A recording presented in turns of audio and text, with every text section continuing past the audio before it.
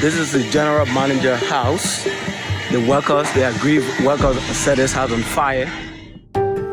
10 years ago, reports started coming out about terrible conditions for workers at Socfin's plantations. When I get to the work site, he told me, "I want you." I said, "No, I have my husband." So for that reason, no assignment for me.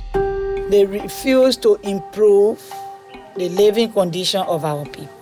Management refused to allow us freedom of speech.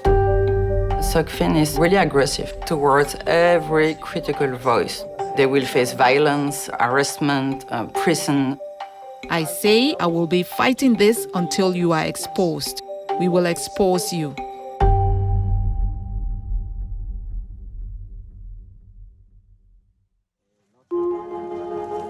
On June 1st, 2024, Liberian rubber workers set fire to their plantation manager's house.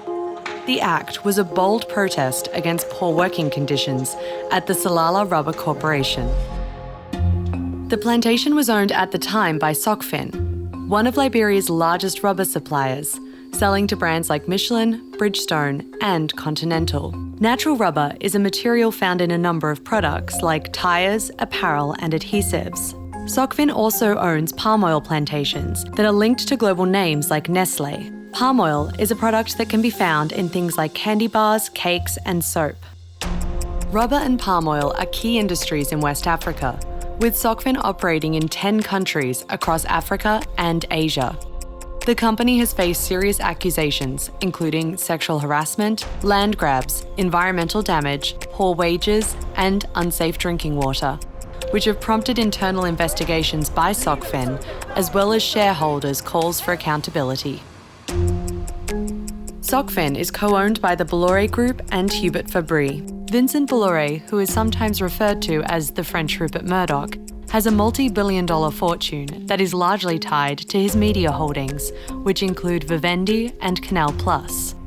Bolloré has historically held significant assets in Africa, including ports and rail lines, but sold most of its logistics to MSC, a global container shipping company, in 2022 for €5.7 billion.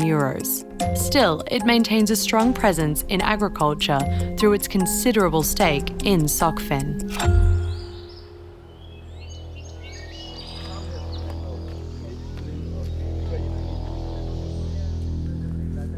Over and over, women that I met with told me that when they report for work in the morning, their supervisors tell them they have to have sex with them in order to have a job that day. It's humiliating for the women, and they're humiliated when they talk about it. Some of them have to do it, and they feel like they have to do it because if they say no, they won't be able to feed their families. There are repercussions for saying no, and there are even worse repercussions for reporting it. And that's why the company for a long time has been able to deny that it was happening, because the women can't speak up. Starting about 10 years ago, reports started coming out about terrible conditions for workers on plantations. Over time, consumer brands, the brands that are the end users of Socfin's rubber and palm oil, put pressure on the company and got them to start taking some of these claims seriously.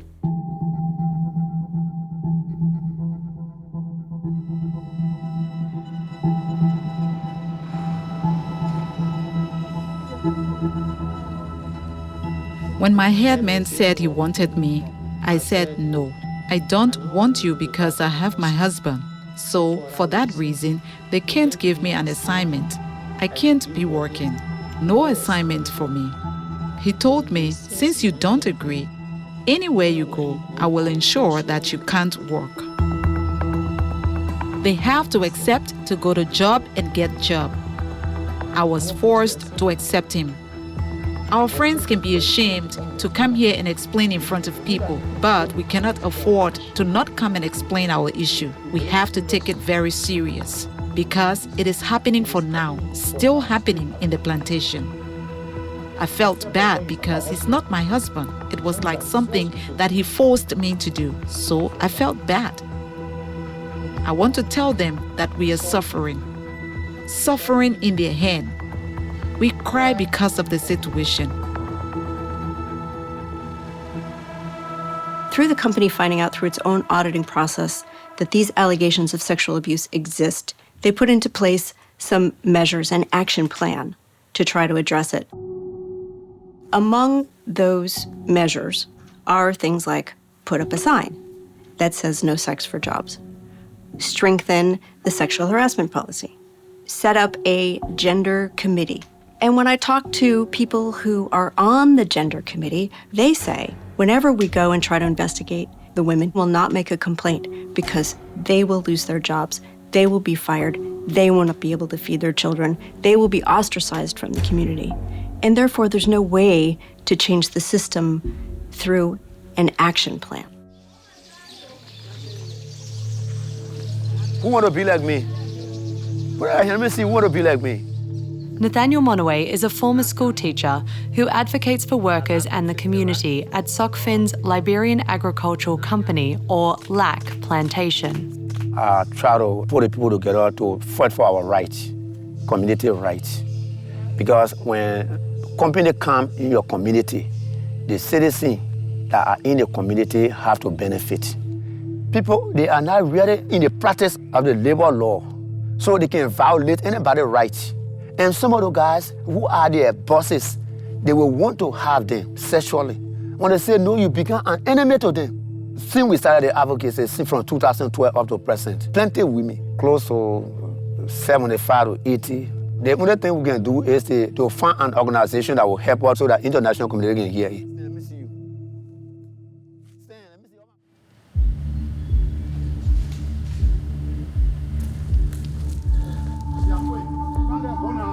Collecting rubber is grueling work. Tappers cut hundreds of trees per day to meet their quota. Workers collect latex in cups, coagulate it with formic acid, and then truck it to a central facility. They wash, granulate, and heat it before it's shipped away to manufacturers to be made into tires, shoes, balloons, gloves, and a myriad of other products. Work on plantations goes from before dawn until after dusk, with some factories running for 24 hours a day.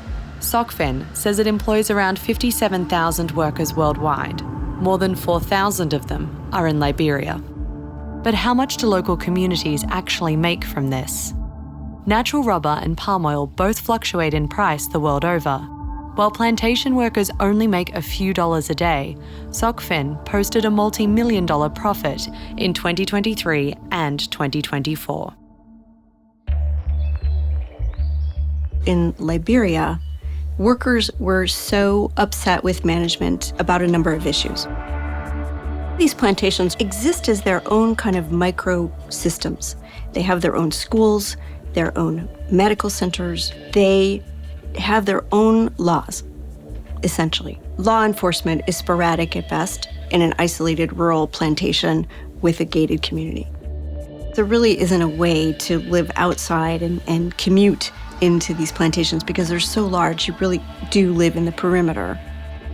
One of the main things the workers were upset about was the condition of their housing. The quality of their housing was very poor. The health clinic had been denuded of all medicines. There was almost nothing left to treat people. They pay workers $5.50 a day, but 85% of the workers at that plantation were contractors, and they were not paid the full daily wage. People have to pay to get jobs, sometimes $125. Think of how impossible that is to try to even get a full-time job. There was a union at this plantation. They presented a list of demands to management. They felt like management's response was inadequate. We talked to the union leader, Mary Boimah. She helped bring the grievances of the workers to management. Management being carried on bad labor practice for a long time. We want improvement in the school, the ambulance for the clinic. We want target to be reduced. The target is the amount of rubber to be produced by the worker is 1,200 tons. We want rest price to be reduced, everything. I was threatened, yes, by management. They told me, what you are doing, you're going to pay for it. And they told me in a much I refused to work in line with them, which I did not refuse, but I needed the right thing to be done for their own safety and our own safety. They said no. On the day of the riot, when the company offices were burned, she actually had gone to Monrovia to meet with a member of parliament about the demands. Workers, while she wasn't there, rose up and burned the place. And when she came back, she found herself arrested for criminal conspiracy for orchestrating the riot. Management asked the government of Liberia to throw me into jail without no reason. We were not there. We don't know about it. I was in jail for 1 month, 1 week, and 1 day. SRC had put us down. Our character had been damaged by them. We are out of job. Our family are starving now.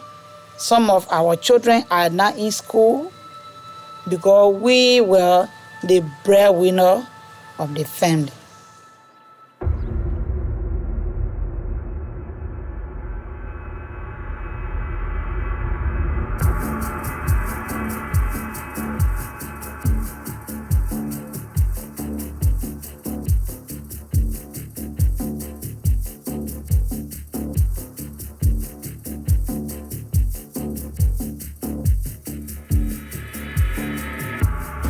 So starting in the 1990s and into the 2000s, Socfin went on an acquisition spree in Africa. This was particularly the case in Liberia after the Civil War. In some cases, they acquired trees from people who were already growing the rubber there. In other cases, they went into areas that people had fled because of the insecurity, but hadn't abandoned title to. People had gone into the city for safety, but kept coming out to the farmland to grow cassava because that was their historical land. They found that land had been given by the government to Socfin. So Paul Larry George is the chairman of the Alliance for Rural Democracy. He is from a village inside the plantation that was demolished when the company came in and enlarged the plantation. We are in one of our ancestral village called JJ Town. The people living here live on small subsistence farming. They go and hire the land from other communities due to lack of land space for farming. And they also live on burning coal. These people live on the land prior to the coming of the SRC management, and government gave them portion. Use the portion that nobody living on, according to what my parents told me. And later on, they started expansion to the reserve land that the community dwellers were using for farming purposes, and they destroyed all of those areas. What our people have faced in the past under SRC has been first land grab, destruction of sacred sites and ancestral grave, destruction of natural water sources, as well as additional human rights violations.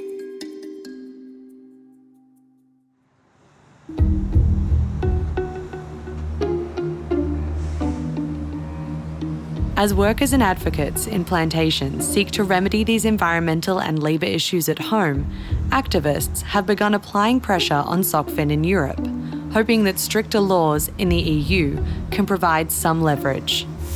Cette plainte est déposée par les communautés locales du Cameroun pour vous demander, pour vous obliger à mettre en œuvre un plan d'action qui a été signé en 2013. Et donc on aimerait bien savoir quelle est la réaction de M. Bolloré. How did Socfin respond to your confrontation at the annual general meeting? Well, they were not really glad to have us there. Florence Croft works with FIAN Belgium, an NGO focused on global food access.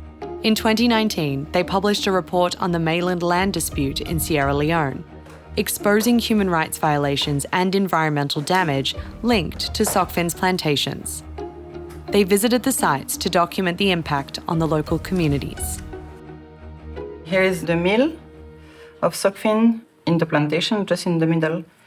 And you have a lot of security guards all over the place.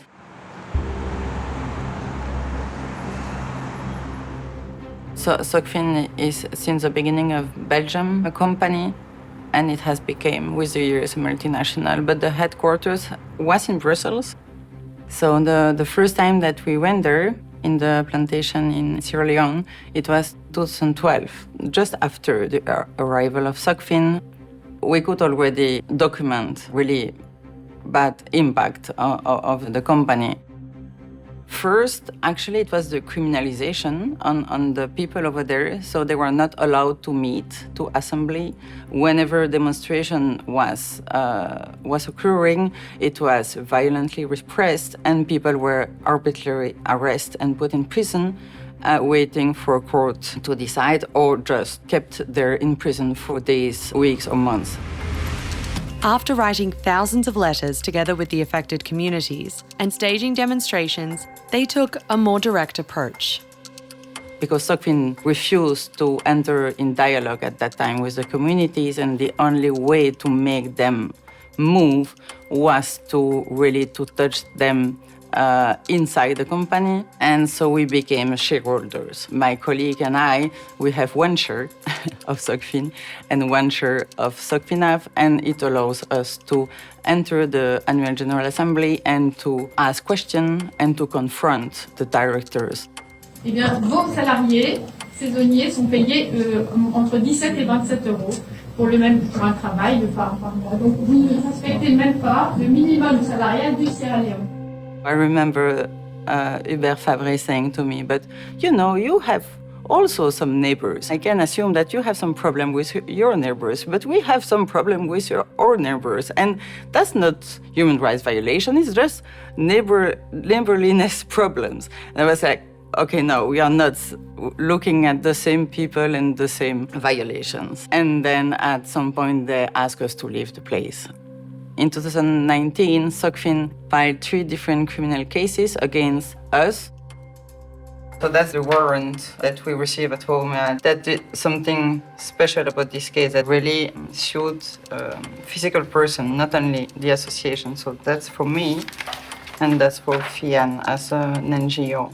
I was really surprised. I mean, it's my home. It's not my office. And so that was something. Socfin sued us on the ground of slander, insult, defamation, and violation of privacy. We appeared in front of the judge for the first time in December 2019, and it just ended in October 2024. So it has been 5 years. The aim of Socfin with the lawsuits is to silence critical voice, to silence us, and at the same time to exhaust us, actually. That's action and energy that we won't put into defend the right of the people. So the impact is quite high. We have more than 60,000 euros in fees for the lawyer to defend ourselves. As I always said, this is nothing to do with what the people on the ground in the plantation are facing. FIAN and Florence prevailed in the case, which was eventually thrown out for what the court said were the lack of grounds to proceed. Bolloré and Socfin have filed lawsuits against more than 50 individuals, non-profit groups and media organisations. Bolloré's influence over Socfin has drawn scrutiny from human rights advocates and investors, including Norway's sovereign wealth fund, which condemned abuses on African plantations, but said it believed Bolloré had the power to address them.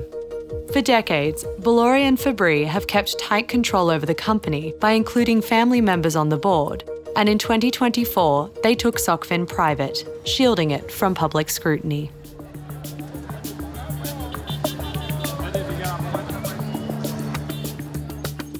The very first audit that Socfin had done of one of its plantations, following some of the worst reports that had come out, it decided to sell that plantation rather than fix the problems. The new buyer is an Indian businessman who's done a lot of business in Liberia. Some of the conditions that caused the riot before were not so good, right? I'm not aware of anything like that. Past is history, and from history you learn your lesson. And when I took over, the plantation was closed, and it took me 1.5 months to strategize what I really want to do.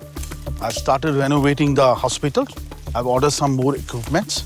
Same way I've renovated the schools. Why was there such a great need for you to do these changes? This was required as a policy matter. As a new owner, I wanted to uplift from where I picked up, and I need to bring those modernization things into place. The new owner is very reluctant to criticize anything that had happened previously on the plantation, but he immediately invested $3 to $5 million in improvements. He immediately renovated company housing. He ordered an ambulance for the community for medical emergencies. He stocked the medical center with drugs. And he changed the system of how people are compensated to an incentive system where the more latex you harvest, the more you get paid. It shows that with very little money, very little investment, and just some changes to how the plantations are managed, they could really do a lot to alleviate a lot of these problems.